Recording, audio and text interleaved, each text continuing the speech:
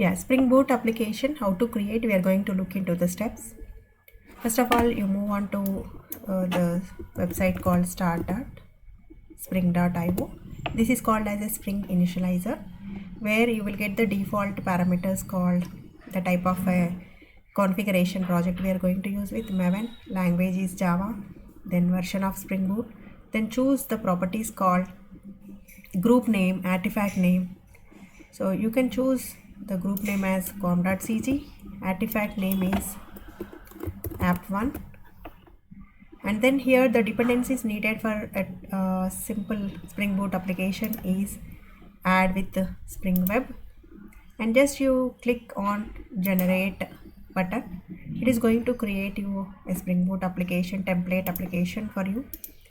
So the next step is you just move on to your workspace and try to import the application, existing Maven projects, and you just import the app which is downloaded. So the app is downloaded in the form of a zip file. Just you need to extract that and you can import that application.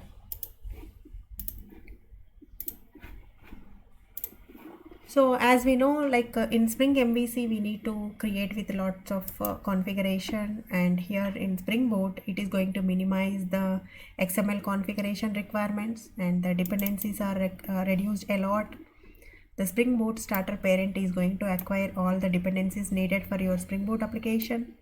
And for making your Spring application as a RESTful web service application, we need a web module here. So we are going to add with the Spring Boot starter web dependency. And for every Spring Boot application, there is a bootstrap application called as simple Java class. That class is annotated with @Spring Boot application. And to deploy your project, we need a Spring application.run method to start your application. So default port number, it will take 8080, but if at all if you wanted to configure that, go to the configuration file called application.properties. It's there in src main resources folder. So give the property called server.port, give the port number 8084, save it. And here the Spring Boot application, the another advantage is it is providing with embedded container.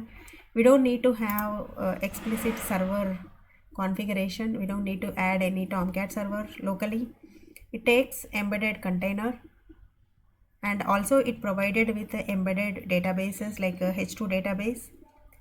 Now let us start with the application by running a simple Java class. You can run it as a Spring Boot application or you can run it as a simple Java application. It is going to start with an embedded container called Tomcat. As we have configured for 8084 port, it is started with. And we have not configured with any controllers here, just the application is started. Then how do we test it? To test whether this application is running or not, let us create with a controller class. Controller we can write as part of our Spring Boot application itself, but always it is a good practice to write the different classes into different components. So let's write a controller class separately. Always make sure that your bootstrap application should be on the root package and within which you maintain the sub packages. So the package name I'm going to create with called controller, and within this controller package, okay, I'm going to just create with a class called controller. So that is, I'm going to create with a product controller,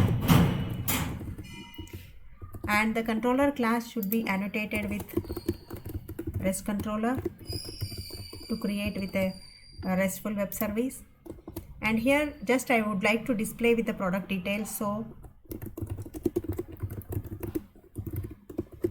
get product details, where I just return the product details called, just I am going to give a simple static information.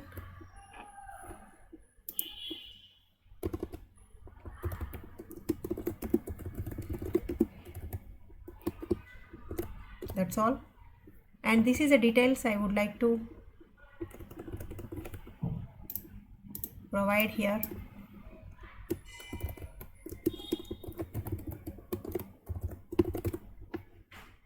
by using a request mapping. So this is request mapping is to provide with a URL called get product details. Give the path of that URL. Import the required classes, request mapping and REST controller. So our controller is ready now. Save it, stop the server, and you can start your application again. So deployment steps are minimized into Spring Boot application. Configuration part is minimized. Now the server is started. You just go to 8084 port and just try to display the details.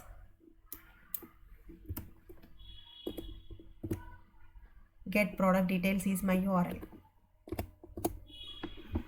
We are able to just get the details of the product details.